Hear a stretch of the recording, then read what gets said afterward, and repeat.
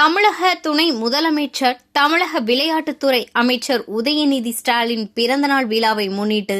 கோவில்பட்டி அருகே ஆதரவற்ற பெண்களுக்கு புதிய உடைகள் திமுக முன்னாள் மாவட்ட கவுன்சிலர் பிரியா குருராஜ் வழங்கினார். தமிழக துணை முதலமைச்சர் தமிழக விளையாட்டுத்துறை அமைச்சர் உதயநிதி ஸ்டாலின் அவர்களின் 49வது பிறந்தநாள் விழாவை முன்னிட்டு கோவில்பட்டி அருகே உள்ள குடுக்குமிட்டான்பட்டி பகுதியில் அமைந்துள்ள ஆதரவற்ற பெண்கள் பாதுகாப்பு இல்லத்தில் வசிக்கும் பெண்கள் அனைவருக்கும் புதிய உடைகளை திமுக முன்னாள் மாவட்ட கவுன்சிலர் பிரியா குருராஜ் கலந்து கொண்டு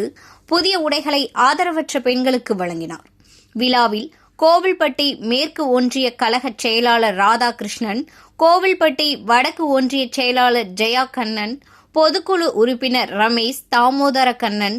மகளிர் அணி நிர்வாகிகள் மேகனா, விஜயலட்சுமி, கலா, பாலம்மாள், நாகப்பட்டினப்புதூர் ஊராட்சி செயலாளர் கிருஷ்ணசாமி,